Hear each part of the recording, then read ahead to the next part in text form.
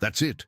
I can't bear this humiliation any longer, thought the matriarch as she felt the ice-cold tap water cutting into her calloused hands, washing her daughter-in-law's gold and silver plates with her son's small twins, her own grandchildren, clinging to her side, watching every silent tear fall. Her daughter-in-law's mocking laughter echoed through the marble kitchen, a sound that tore at her soul, but she couldn't stop. Not until a deathly silence broke the air, and the voice of her son, the sheikh, who should have been thousands of miles away, echoed behind her, making time stand still and a brutal truth come to light. The sound of the sheikh's voice, deep and laden with an authority she knew so well, made the matriarch's heart stop for an instant, before racing at a frantic pace. It was a mixture of dread and a faint, almost imperceptible flicker of hope. Her fingers, already numb from the cold water, tightened around the gold plate she held, fearing it would slip and shatter like her own dignity. Behind her, her daughter-in-law, Saphira's mocking laughter died in her throat. The silence that followed was so heavy, it seemed to suck all the air from the kitchen. The matriarch dared not turn around. She felt her son's gaze burning into her back, heavy as a judgment. The small twins, who had been whimpering softly until then, now cowered against her legs, sensing the abrupt change in atmosphere. Saphira, for her part, was pale, her eyes wide, her sneering smile replaced by a mask of terror. She tried to stammer something, but the words were lost in a choke. The sheikh, who had returned from his long business trip earlier than expected, stood at the kitchen entrance, an imposing figure in his traditional robes. His eyes swept over the scene with growing disbelief. He saw his mother, the woman who had raised him with so much love and respect, bent over a gleaming marble sink, washing gold and silver plates, while his own grandchildren, still so small, clung to her, frightened. He saw his mother's calloused hands, red and swollen from the ice-cold water, and he saw his wife, Saphira, who should have been looking after the family's well-being, standing a few steps away, with an expression he recognized as guilt, mixed with belated despair. Mother, what is happening here? The sheikh's voice, previously a shocked whisper, now rose, laden with a contained fury that made Saphira take a step back. The matriarch finally gathered the strength to turn around. Her eyes, tearful and weary, met her son's. There was no need for words. The pain, humiliation, and exhaustion of months were etched into every line of her face, in every tremor of her hands. The twins, seeing their father, stretched out their little arms, whimpering louder, seeking comfort. Saphira, trying to regain her composure, stepped forward, forcing a weak smile. "My love, you're back. What a surprise." "Mother, she was just helping with the dishes. You know how she likes to feel useful, don't you?" Her voice was honeyed, but the tremor in her hands betrayed the fear consuming her. The sheikh did not avert his gaze from his mother. He saw the truth in the way she shrugged her shoulders, in the way her eyes closed for a brief second, as if to hold back a torrent of tears. He approached, and with unexpected gentleness, picked up one of the twins, who immediately snuggled into his chest. The other, seeing his brother in their father's arms, stretched out his arms to him as well. "Useful," the sheikh repeated, turning slowly to Saphira, his voice now dangerously low. His eyes, once full of love for her, were now like cold stones piercing her soul. "Do you think my mother, the matriarch of this house, the woman who gave me life, should be washing dishes while my children cry at her feet? Do you think this is feeling useful?" The question hung in the air, laden with an indignation that promised a storm. Saphira recoiled, her face contorted in dread. "But my love, I was just organizing the house. Mother always insists on helping. She doesn't like to sit still. It's her way of feeling useful." The words gushed out, desperate to cover up the truth. Her eyes, previously scornful, now pleaded for clemency. But the sheikh saw falsehood. He tightened his grip on the small twin in his arms, who was sobbing softly, and his gaze hardened. Useful. You call this useful, Saphira? My mother, bent over, hands raw, while you watch and mock? His voice, though low, carried the weight of a mountain. He turned to the matriarch, who was still near the sink, the other twin clinging to her leg. Mother, please tell me it's not what it seems. Tell me Saphira is right. The matriarch raised her weary eyes to her son. She saw the pain, confusion, and anger on his face. For the first time she felt a surge of strength. That was her son. He deserved the truth. She could no longer remain silent, nor allow Saphira's cruelty to corrode the family's peace. Her eyes met Saphira's, and her daughter-in-law trembled. With a deep sigh, the matriarch extended her trembling hand and touched her son's arm. My son, it's not what it seems. It's much worse. Her voice, a hoarse whisper, carried conviction, silencing everyone. She then, with a slow movement, reached into the inner pocket of her simple dress beneath her worn apron. From there, she pulled out a small, old, and discreet cell phone, her last refuge. The sheikh's eyes widened. He didn't understand, but a chilling premonition struck him. Saphira, on the other hand, turned pale, a silent scream of horror on her lips. She knew what that cell phone represented. This cell phone, my son, the matriarch continued, her voice gaining strength, has been my silent companion. It recorded every mockery, every deprivation, every tear you didn't see. It recorded the truth Saphira tried to hide. She extended the device to her son, her eyes fixed on his, filled with sadness and determination. The sheikh took the cell phone with trembling hands. The twin nestled on his shoulder. His fingers, accustomed to signing million-dollar contracts, hesitated to touch the screen of that small device that held his mother's pain. He looked at Saphira, who was now completely white, her eyes filled with abject terror. The mask of innocence had fallen, revealing her cruelty. What is this, mother?" he asked, his voice almost inaudible. But his eyes already burned with a growing fury. He felt the weight of betrayal, not only against his mother, but against the trust he had placed in his wife. The image of his mother, humiliated, with crying grandchildren, mingled with the revelation of the device. The truth, witnessed and about to be heard, was a devastating blow. He didn't even need to press play to feel the storm of rage bubbling up, about to break free. His mother's dignity, the peace of the home, and the family love he cherished had been trampled. He knew he could no longer ignore it. The sheikh held the cell phone. The small twin nestled, his eyes fixed on the dark screen. He looked at his mother, hopeful and resigned, and at Saphira, pale and trembling. The truth was about to be revealed. With a sigh, the sheikh swiped his finger. A low, distorted sound echoed. Saphira's voice, not sweet, but full of disdain and mockery. "Hurry up, old woman. We don't have all day. These dishes won't wash themselves, and make sure you don't break any, or you'll pay with your own blood." The recording was clear, cruel. The sheikh felt a knot in his chest. Then, clattering dishes, muffled baby cries, the twins, and an almost inaudible murmur from the matriarch, apologizing. The recording revealed daily humiliation, harsh orders, and Saphira's mocking laughter, contrasting with his mother's tired sighs and resigned silence.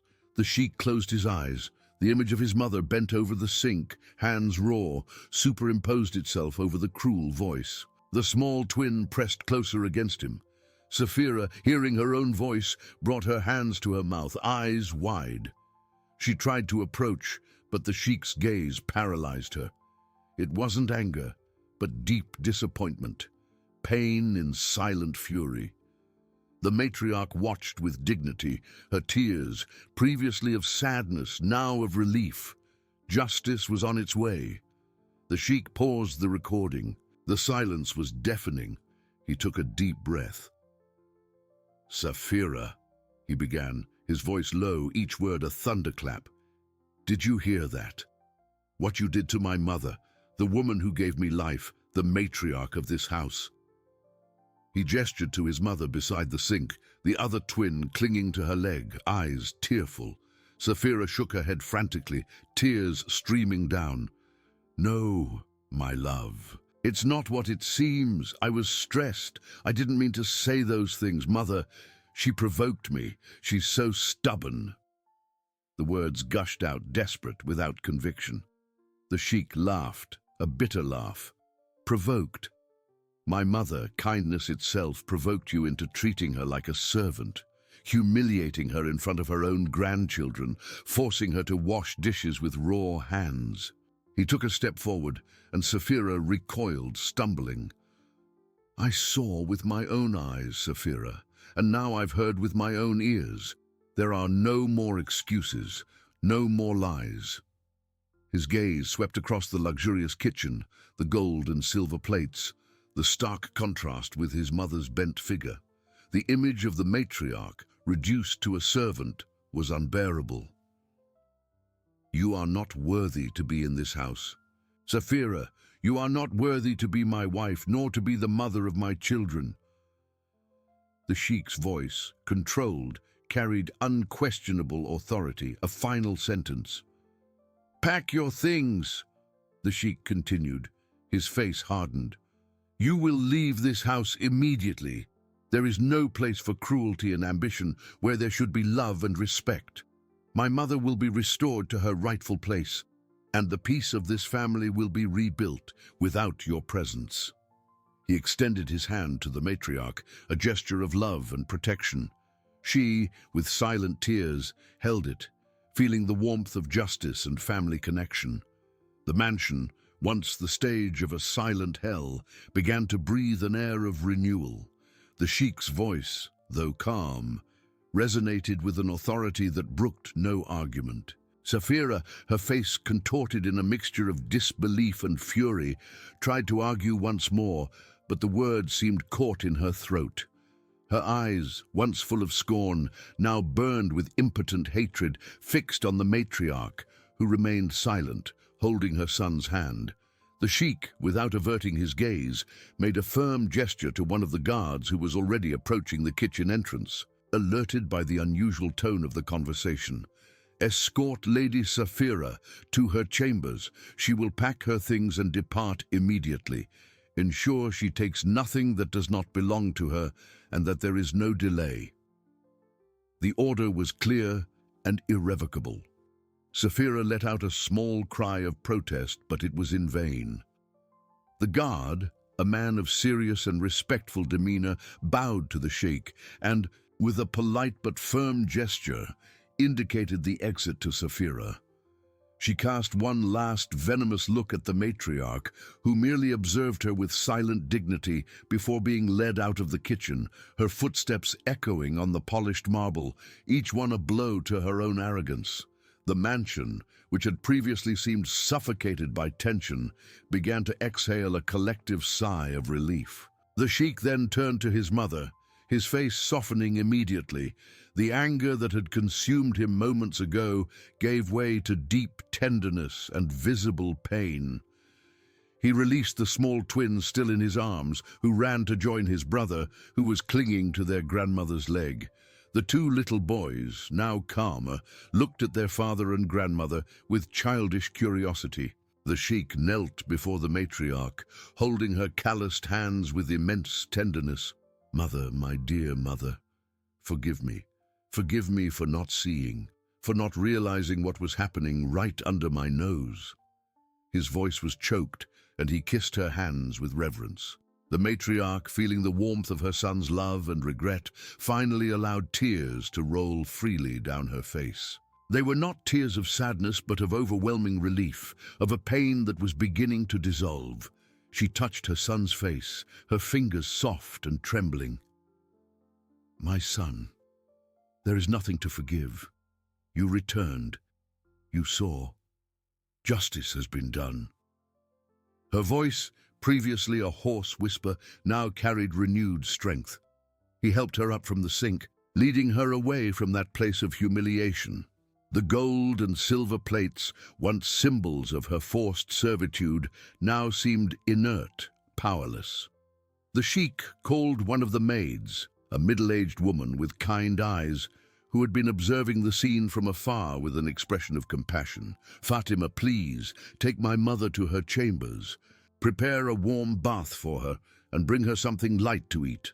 Ensure she is comfortable and well cared for. And please also prepare the matriarch's chambers so she can return there immediately."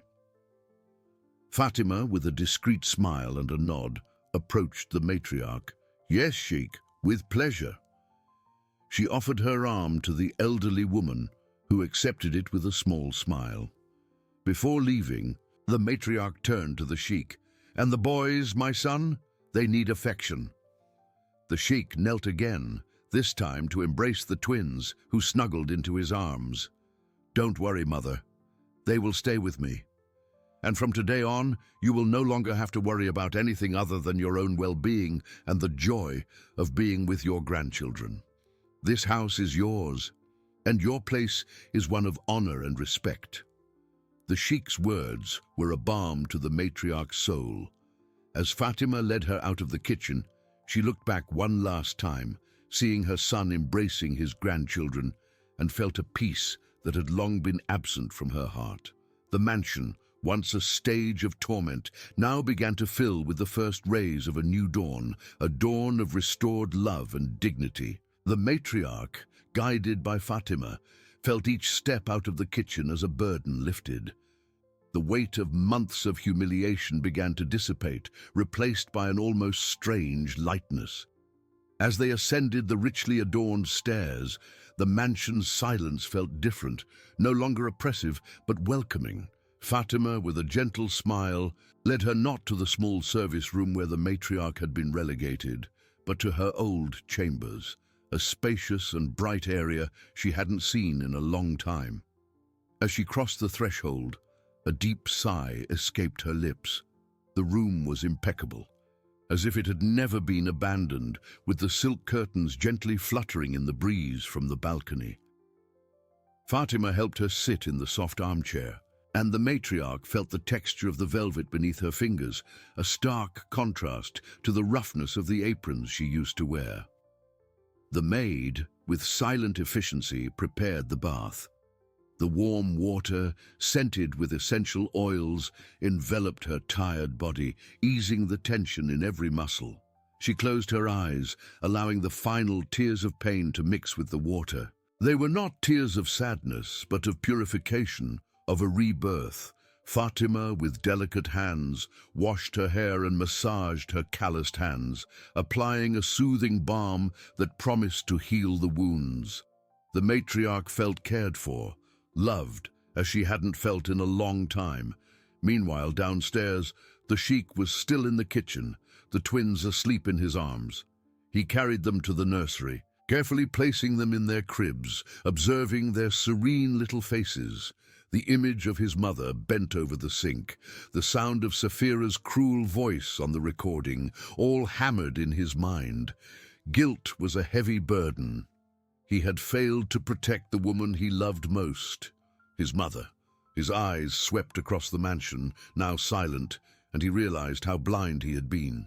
The luxury that surrounded him was empty, without the warmth of respect and family love.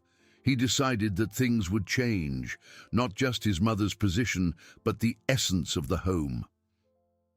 He walked to the living room, where the servants, previously tense and apprehensive, now moved with renewed lightness. They looked at him with a mixture of respect and relief, and he knew that many of them had witnessed Saphira's cruelty but feared to speak. The sheikh felt a new determination. He would not only restore his mother's dignity, but also justice and compassion in every corner of that mansion. When the matriarch came downstairs, hours later, dressed in one of her old and elegant silk dresses, her face was serene, her eyes shining with a new light. The sheikh awaited her in the dining room, which was softly lit. He stood up and led her to the head of the table, her place of honor. The twins, now awake, were in special high chairs beside him, smiling at their grandmother. Dinner, simple but delicious, was served. "Mother," the sheikh began, his voice soft, "from today on, this house will be a refuge of love and respect. Your word will be law, and your happiness, my absolute and non-negotiable priority." He took her hand, kissing it again. "I will ensure you have everything you need, and more. And the boys. They will have the grandmother they deserve, full of affection and wisdom." The matriarch looked at her son, at her grandchildren, and at the set table. She felt the warmth of family, the human connection that money could never buy. The journey had been painful, but justice and love had prevailed. A genuine smile lit up her face, a smile she hadn't shown in a long time. Peace, finally, had found its way back home. She knew there was still a long way to heal all the wounds, but the first and most important step had been taken. The mansion, once a silent hell, was now a sanctuary of hope and renewal, where each dawn promised a new chapter of restored love and dignity. The days that followed were like a balm to the matriarch's wounded soul. Each dawn brought with it not the dread of the previous day, but the promise of peace. Her chambers, once a forgotten refuge, were now a home again, filled with the sunlight streaming through the windows and the gentle scent of fresh flowers that the sheikh made sure to place there every day. Fatima, the kind-eyed maid, became a discreet and attentive shadow, always ready to help, but with a respect that went beyond her duties. She prepared soothing herbal teas, helped the matriarch choose her most elegant dresses, and accompanied her on her strolls through the gardens, where the fresh air and birdsong helped heal the invisible wounds. The sheikh, in turn, dedicated every free moment to his mother and children. He spent hours in the nursery playing with the twins, whose laughter now echoed through the mansion with unhindered joy. The matriarch joined them, feeling the warmth of her grandchildren on her lap, their little fingers exploring the wrinkles on her face with innocent curiosity. The sheikh observed these scenes with a mixture of gratitude and silent pain, the memory of his blindness still a thorn in his heart. He repeatedly asked for forgiveness, and the matriarch, with a serene smile, assured him that forgiveness had already been granted the moment he rescued her. The mansion, once a stage of tension and whispers, now breathed an air of lightness and harmony. The servants, previously fearful, now moved with more open smiles, relieved by the departure of Saphira's tyranny. The matriarch felt the respect in every glance, in every gesture, and this warmed her heart. She sat at the head of the dining table, her rightful place, and told ancient stories to her grandchildren, who listened with wide eyes while the sheikh watched, his heart overflowing with love and pride. However, the newfound peace would not come without its own challenges. A week after Saphira's departure, while the matriarch was enjoying afternoon tea with the twins in the garden, the sheikh was approached by his chief advisor, Rashid, a man of grave demeanor and unwavering loyalty. Rashid carried a sealed scroll, whose formality indicated a message of great importance. "Sheikh," Rashid began, his voice low and cautious, "a communication has arrived from Saphira's family. They are dissatisfied with the situation." The sheikh pressed his lips together, his jaw hardening. The image of his mother bent over the sink, her hands raw, and Saphira's cruel voice on the recording all came to the forefront with painful clarity. He looked at the garden, where his mother laughed with her grandchildren, an image of pure happiness and vulnerability that he had sworn to protect. The idea of yielding to any pressure, of compromising the justice he had restored, was unthinkable, but he knew that the social and political ramifications could be vast and complicated, affecting not only him, but his entire lineage. This was not just a family matter, it was a challenge to his authority and integrity. The sheikh took a deep breath, closing his eyes for an instant. The peace he had fought so hard to bring back to his home was now under threat, not from internal cruelty, but from subtle and dangerous external pressure that would test his limits. He knew he would need all his wisdom and strength to protect his mother and the truth without compromising the values that now guided his family. The sealed scroll in his hands was more than a letter. It was a new battlefield, and he was ready to fight for his family, whatever the cost. He opened his eyes, a new determination in his gaze, stronger than ever. "Tell them," the Sheikh instructed Rashid, his voice firm and unwavering, "that the truth is non-negotiable, and that my mother's dignity is priceless." He knew the fight was just beginning, but this time he was prepared. The Sheikh's words reverberated in the room, laden with authority. Rashid, the loyal and wise advisor, nodded gravely. "It will be done, Sheikh. But Safira's family is influential. They expect a conciliation." The Sheikh raised his hand, his gaze hardened. "There will be no conciliation without justice. My mother has suffered enough. I will not allow her peace to be disturbed again."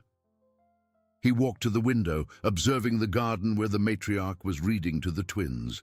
The serene scene contrasted with the storm brewing behind the scenes. A tightness in his chest reminded him that his mother's happiness was a non-negotiable treasure.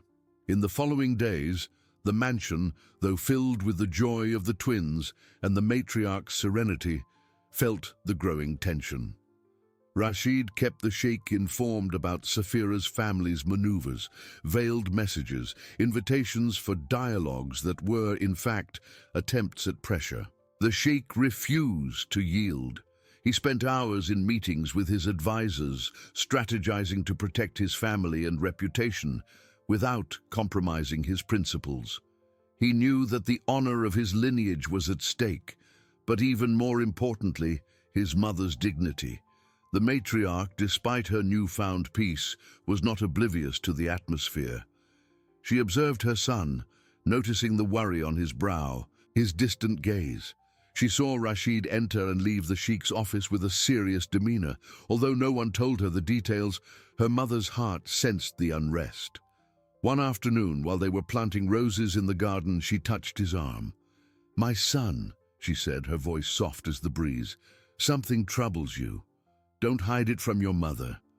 The Sheikh stopped. His hands still dirty with soil, he looked into her eyes, seeing wisdom and concern there. "Mother," he began with a heavy sigh, "Safira's family is trying to reverse my decision. They seek to restore her honor and mine, but that would compromise yours and the truth." The matriarch squeezed his hand with affection. "No, my son, do not yield. True honor is not bought nor imposed. It is earned with justice and truth. You did what was right. Do not bow to pressure. What matters is the peace in our home and the integrity of your soul." Her words were a balm, an anchor for the Sheikh's unwavering determination. He felt a wave of deep gratitude. His mother, even after all she had suffered, was still his strength, his moral guide. That night, the Sheikh convened a meeting with his closest advisors. With his mother's words in mind, he felt renewed clarity. "There will be no negotiation," he declared, his voice resonating with conviction. "The decision is irrevocable. My mother's dignity and the truth that prevailed are the pillars of this house. Let Safira's family know that my commitment is to justice and the well-being of my family, not to social conveniences. If they seek confrontation, they will have it, but I will not back down." His firm eyes showed not just a leader, but a protective son. The fight had barely begun, but the Sheikh was prepared, strengthened by the matriarch's love and wisdom. True wealth, he knew, lay in family integrity and restored peace. The Sheikh's words, laden with unwavering conviction, echoed in the meeting room, sealing the fate of a dispute that had barely begun. Rashid, the advisor, understood the gravity of the decision and the magnitude of the challenge ahead. In the following days, the mansion, despite its facade of tranquility, became a focal point of a silent battle. News of Saphira's expulsion and the Sheikh's refusal to yield to pressure from her influential family spread rapidly through social and business circles. The Sheikh felt the weight of the consequences almost immediately.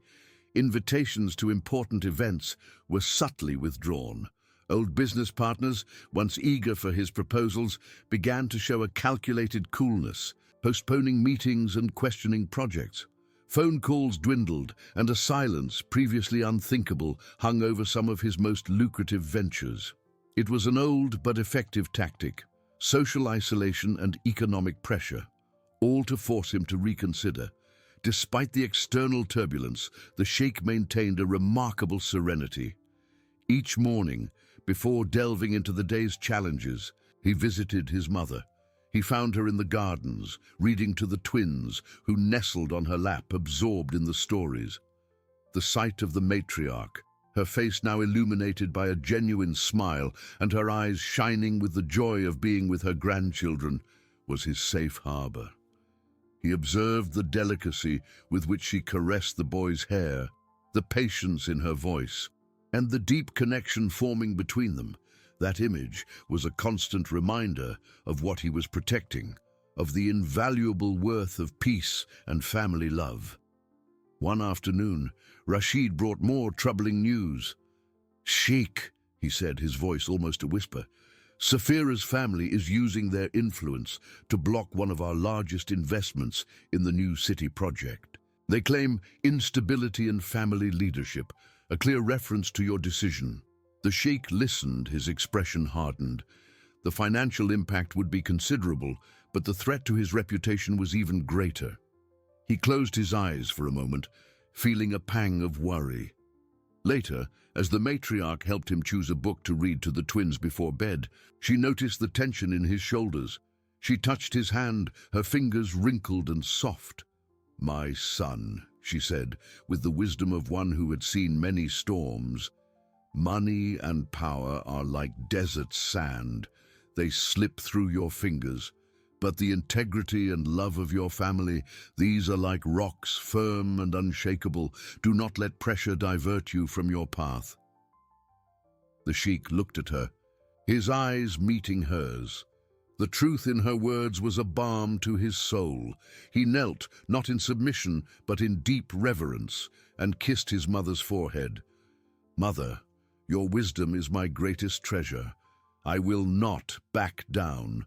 There is no price for the dignity and peace that you and our children deserve." That night, the Sheikh summoned Rashid again. "Prepare the counter-offensive," he instructed, his voice firm. "We will show them that true stability lies in justice and honor, not in forced alliances. Their attacks will only strengthen our resolve. This house and my family will not be broken by external pressures." He knew the battle would be long and arduous, but with the matriarch by his side, his strength was inexhaustible. The mansion, once a silent hell, was now a bastion of principles, ready to face any storm. The Sheikh's counter-offensive was not long in manifesting, woven with the precision of delicate embroidery, yet with the strength of a resilient silk thread. Rashid, with his team of advisors and lawyers, worked tirelessly, transforming the Sheikh's firmness into concrete actions. The first measure was a carefully worded public statement that, without mentioning names, reaffirmed the non-negotiable values of justice, integrity, and family respect as the pillars of his lineage and his vast enterprises. The statement was distributed to major media outlets and sent to all business partners, making it clear that any attempt to undermine these values would be met with the same unwavering firmness. Saphira's family's reaction was one of surprise and, quickly, of contained fury that manifested in whispers and cutting glances in high society circles.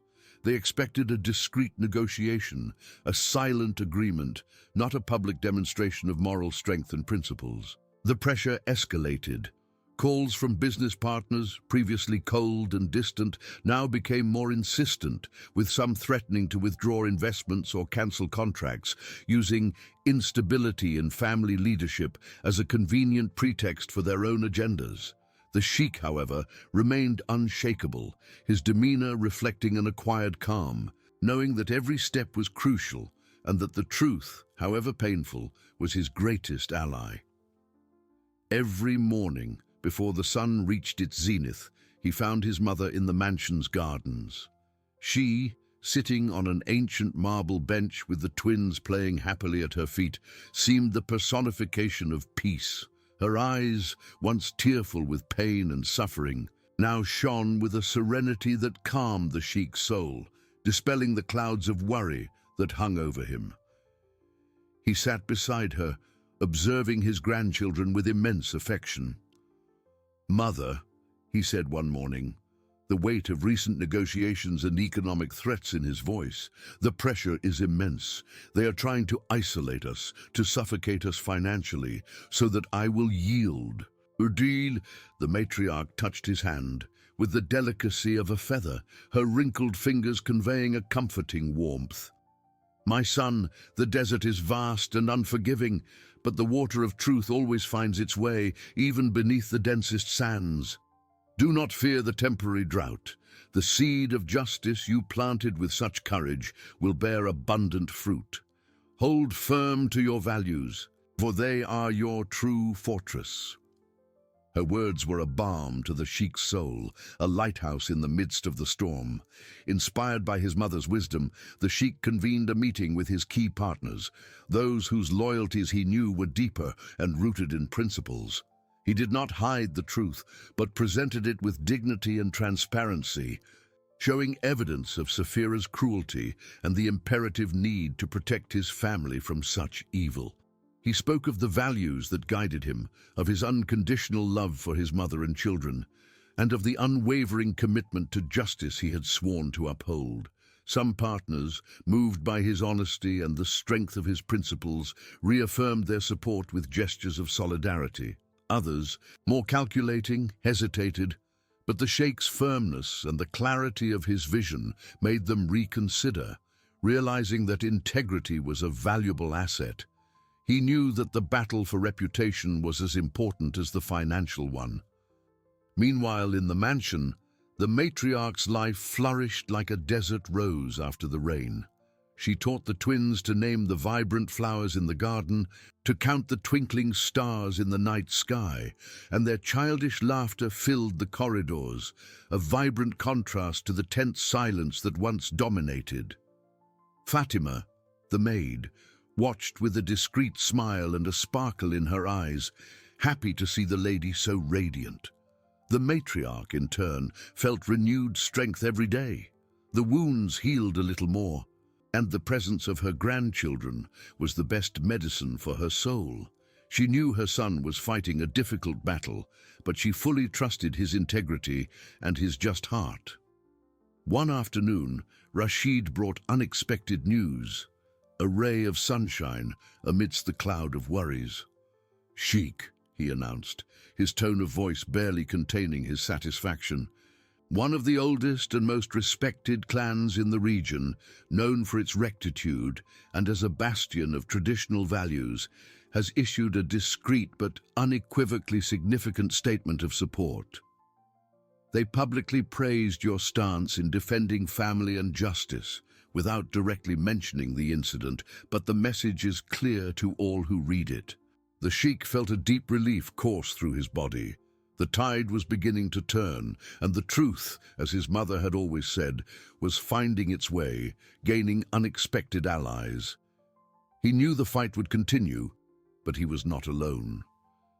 The mansion, once a stage of torment and humiliation, was now a beacon of hope, a living testament that integrity and family love could prevail over ambition and cruelty, whatever the cost. He looked at the garden, where his mother and the twins laughed, and knew that was his true wealth, his most precious legacy. The Sheikh felt the warmth of hope ignite in his chest, a relief that spread like the cool morning breeze. That support, coming from such a respected clan, was more than an alliance. It was a moral endorsement that resonated deeply in circles where honor and tradition were the most valuable currency. Rashid, with a discreet smile that rarely adorned his serious demeanor, noticed the change in the sheikh's gaze. "The truth, sheikh," he said, his voice calm, "has the power to move mountains and unite just hearts." The sheikh nodded, feeling a new layer of determination. The battle was not won, but the playing field had changed.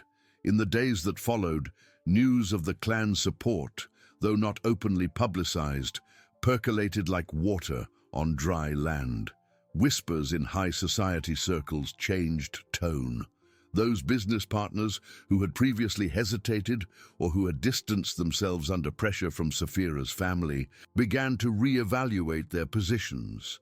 Some phone calls that were once cold and evasive now came with a more conciliatory tone, seeking clarifications and reaffirmation of partnerships. Saphira's family's tactic of isolation and financial pressure did not completely disappear, but it lost much of its power. The sheikh's integrity, previously called into question, was now seen as a fortress. In the mansion, the matriarch felt the change in the air. They didn't tell her the details of the negotiations, but she observed her son. The line of worry on his brow seemed less deep. His shoulders, previously tense, now carried a lighter weight. She saw him smile more openly at the twins, and the peace he sought for the family seemed closer. She continued to spend her mornings in the garden, teaching her grandchildren to distinguish the song of each bird, to touch the soft petals of the roses. The boys' laughter was the constant melody that filled her heart, healing the last scars on her soul. The sheikh, strengthened by his mother's support and wisdom, acted with precision. He convened meetings with partners who had shown hesitation, not to beg, but to reaffirm his principles and vision. He presented new projects, demonstrating that his leadership was not weakened, but rather anchored in unwavering values. He spoke of the importance of family, justice, and truth, not just as concepts, but as the foundation for any lasting success. His voice, laden with conviction, inspired trust and respect.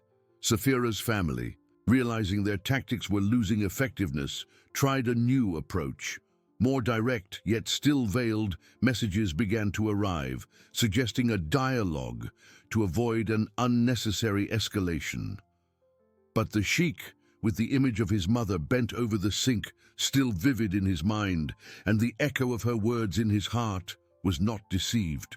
He knew that true conciliation would only come with the recognition of the truth and the acceptance of the consequences. He looked at the garden, where his mother, with the twins on her lap, pointed to a colorful butterfly. The scene was a constant reminder of his mission. True wealth, he knew, lay not in commercial agreements or political alliances, but in the purity of family love and restored dignity. The battle was not yet over, but the tide had turned. The mansion, once a silent hell, was now a beacon of hope, radiating the light of justice and truth for all who wished to see. The sheikh pondered Saphira's family's latest messages. They were proposals for conciliation, but he saw the desperate attempt to reverse justice. A scroll proposed a family meeting to seal peace and honor, but the word honor sounded hollow, reminding him of the dishonor his mother had silently endured.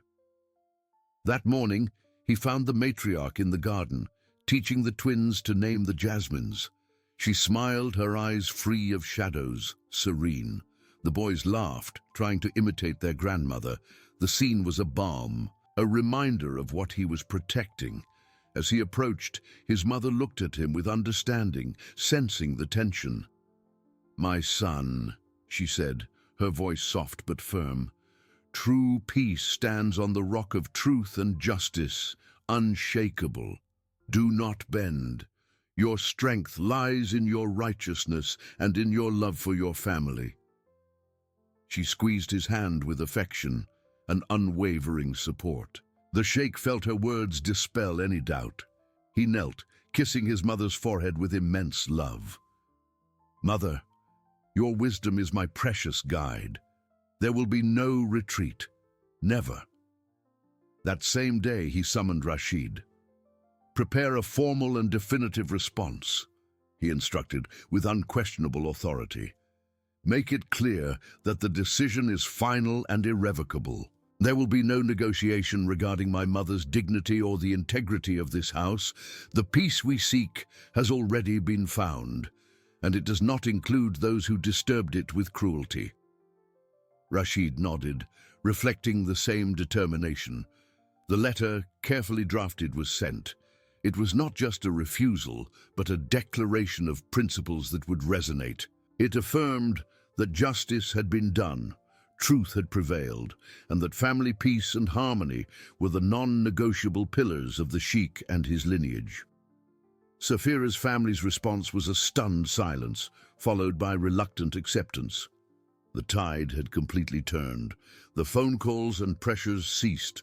The sheikh's influence, previously questioned, was now consolidated by his unwavering integrity and courage.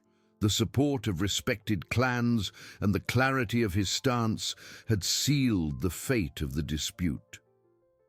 A week later, in the garden at dusk, the sheikh watched his mother and the twins.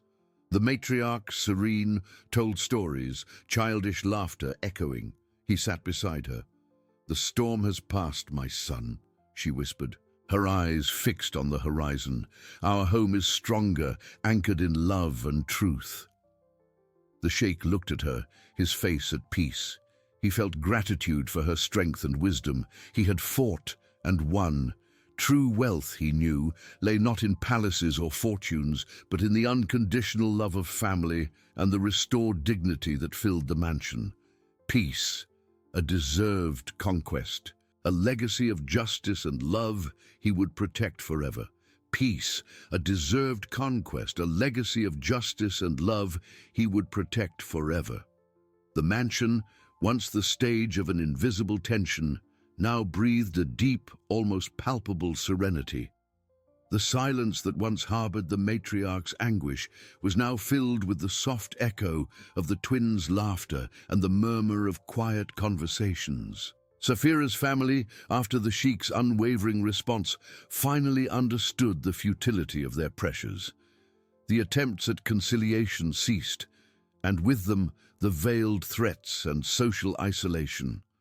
The respect the sheikh had earned, not for his fortune, but for his integrity and courage, solidified his position, not only in his business, but also in the hearts of those who valued honor above all else. The matriarch, with each passing day, flourished even more.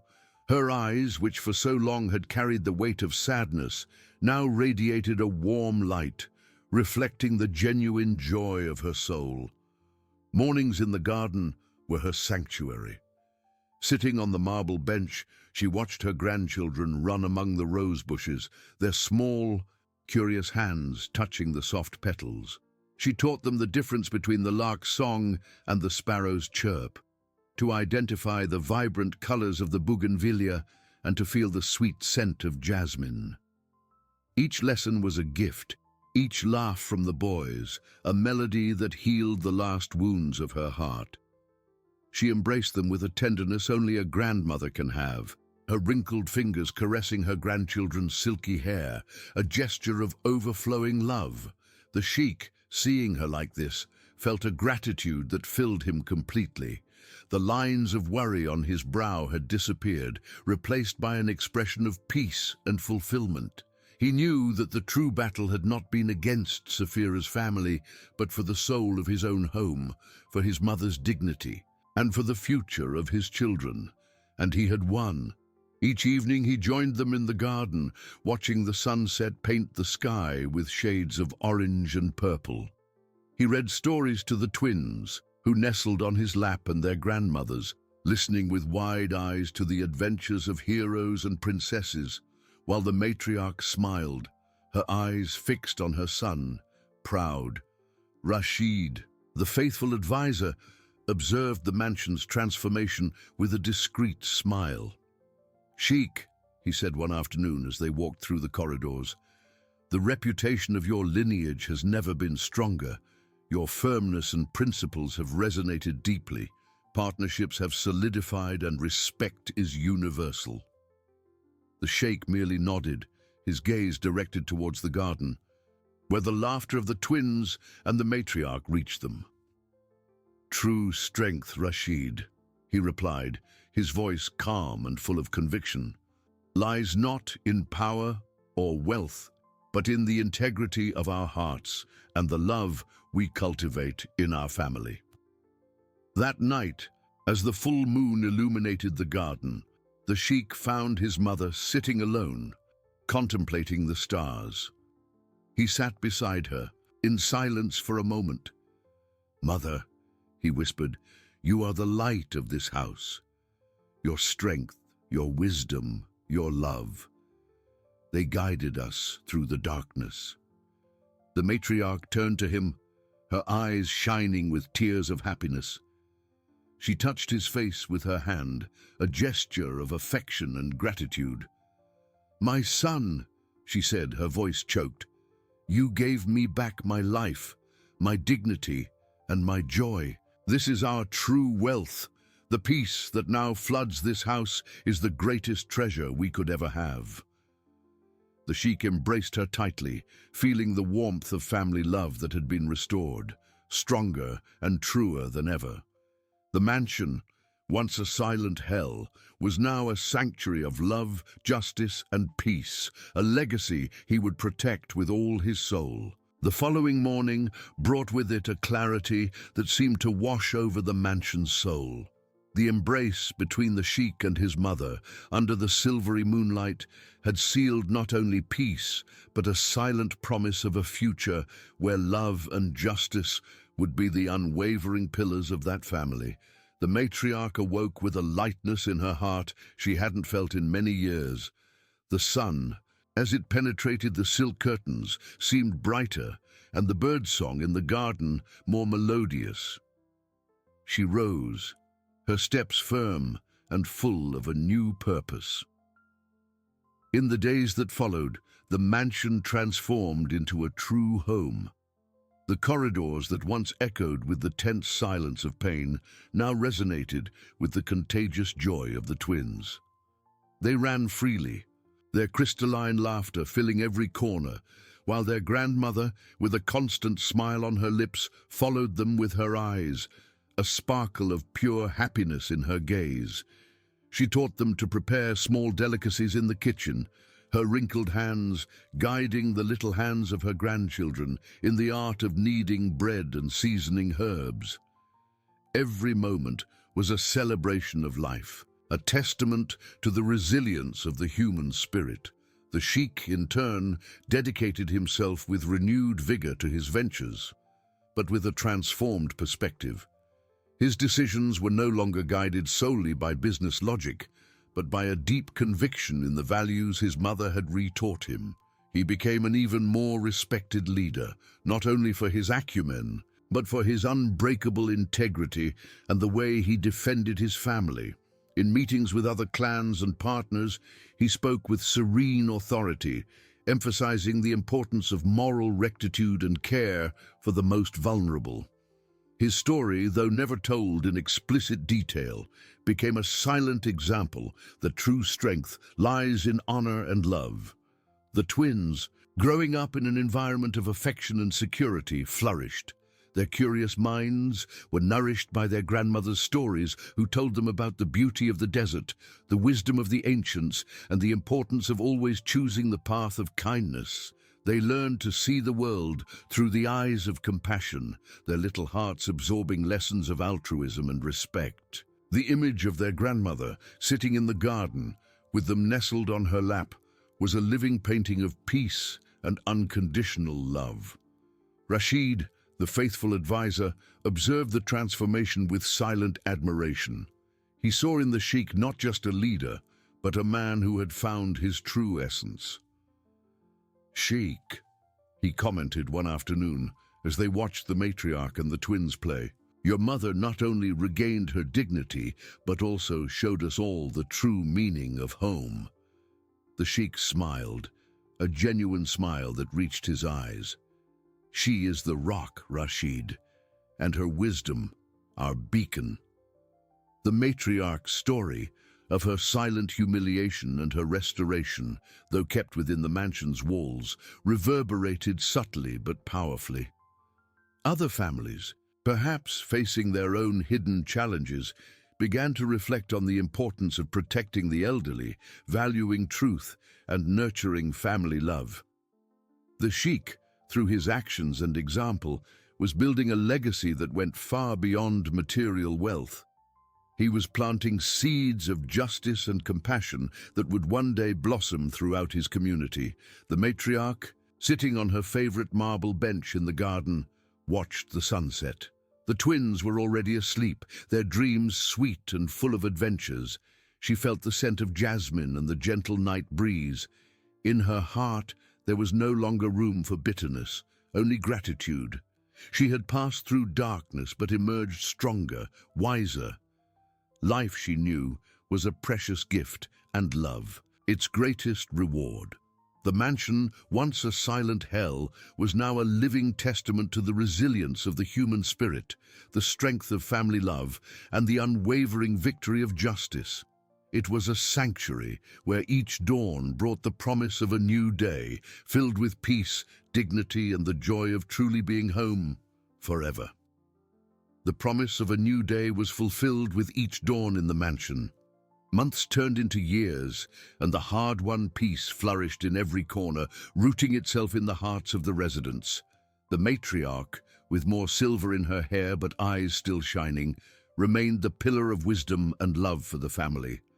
Her days were filled with the joy of watching the twins grow, transforming into curious and lively children, who carried the kindness and compassion that she and their father taught them, a reflection of the love that surrounded them. In the garden, which had once witnessed her pain, she now shared life lessons, not only about flowers and birds, but about truth, justice, and forgiveness. The twins' hands, which she had once held while washing the gold plates, now held hers as they planted jasmine seeds, learning that care and patience were essential for something beautiful to blossom. Their laughter, once a balm for her wounds, was now the constant melody of her happiness, a vibrant echo of restored life. The sheikh, in turn, had become a prominent and respected leader. His reputation for integrity and justice had spread beyond the borders of his clan, making him an example to others. He continued to innovate in his businesses, but always with a keen eye for social responsibility and community well-being. In his decisions, his mother's serene voice and the joyful image of his children were constant guides, reminding him that true power lay in the ability to protect and uplift those who depended on him. He established generous foundations to support the elderly and vulnerable, inspired by his mother's experience, ensuring that no one else in his sphere of influence would suffer humiliation. The twins, now old enough to understand the world, began to hear fragments of their grandmother's story, told with delicacy and without resentment, as a precious lesson about resilience and the strength of love. They looked at their grandmother with deep admiration, perceiving the depth of her wisdom and the immensity of her heart. The mansion, which had once been a stage of torment, was now a home where every wall told a story of overcoming, and every room radiated the light of hope and harmony. Rashid, loyal, continued by the sheikh's side, witnessing the transformation and the lasting legacy. He saw in the sheikh's eyes not only the sparkle of success, but the serenity of one who had found his greater purpose. "Sheikh," he said one afternoon, as they watched the matriarch and the twins on a picnic in the garden, "the seed your mother planted in your heart has blossomed into a forest of kindness and justice." The sheikh smiled, a smile that expressed fullness and gratitude. "Yes, Rashid, this forest will protect future generations." It is the most valuable legacy we can leave. He knew that life would bring challenges, but the solid foundation of love, justice, and truth was unshakable. The family, united and strengthened, was his greatest treasure, and the mansion, the sanctuary where it would be kept forever, radiating peace and hope. The matriarch's story of her journey from darkness to light became a silent legend, an eternal reminder that human dignity and family love are the most powerful and transformative forces in the universe. Life continued in a continuous cycle of gratitude, learning, and unconditional love.